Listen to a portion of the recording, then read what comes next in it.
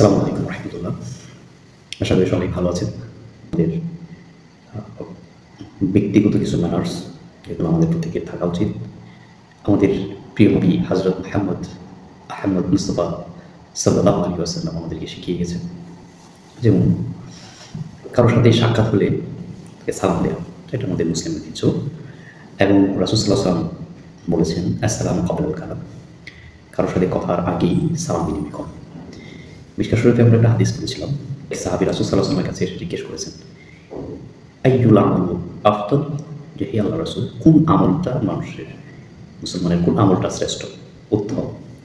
রাসূল সাল্লাল্লাহু আলাইহি ওয়াসাল্লাম বলেছিলেন, আফশুস সালাম বাইনাকুম ওয়া তুতিউল মুফতাহান, তোমরা মানুষের মধ্যে ব্যাপকভাবে সালামের প্রচলন করো এবং অপরকে খাবার খাও।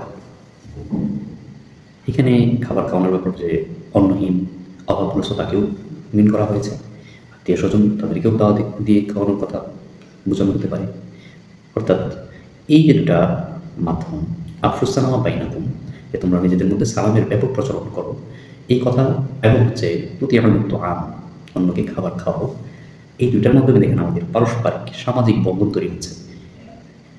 আপনি যখন একজনকে সালাম দিচ্ছেন তার সাথে সম্পর্ক গ্রো করছে, একটা রিলেশন বিল্ড আপ হচ্ছে, সামাজিক যোগাযোগ কমিউনিকেশন বৃদ্ধি পাচ্ছে।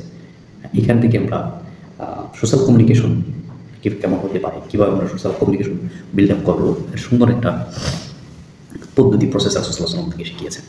ধরেন যে আপনার প্রতিবেশীকে সালাম দিলেন, তাকে একদিন আপনার বাসায় দাওয়াত করে নিয়ে আসেন। এই যে দাওয়াতের মাধ্যমে একটা নতুন সম্পর্কের উন্নতির দিকে যাচ্ছে।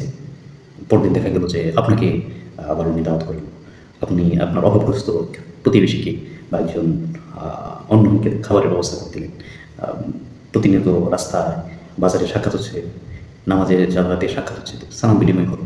এতে করে কিন্তু আমাদের সামাজিক যোগাযোগটা বৃদ্ধি পাচ্ছে এবং হচ্ছে এই দুইটার মাধ্যমে যখন সামাজিক সম্পর্ক বিল্ড আপ হয় একজন আরেকজনের সাথে, তখন কিন্তু অসহায়, দরিদ্র বা বিপদাপদগ্রস্ত মানুষের খোঁজখবর নেওয়ার একটা সুযোগ তৈরি হয়। ইসলাম আমাদেরকে মানবিক বিষয়গুলো এত সুন্দরভাবে শিখিয়েছে, আমরা যদি একটু ইসলামের বিষয়গুলো উপলব্ধি করি, রাসূল সাল্লাল্লাহু আলাইহি ওয়াসাল্লামের দৈনন্দিন সুন্নাহগুলো উপলব্ধি করি, আমাদের মধ্যে সামাজিক শান্তি বজায় থাকবে এবং শান্তি বৃদ্ধি পাবে। ধন্যবাদ সবাইকে। ওয়া আখিরু দাওয়ানা আলহামদুলিল্লাহি রাব্বিল আলামিন।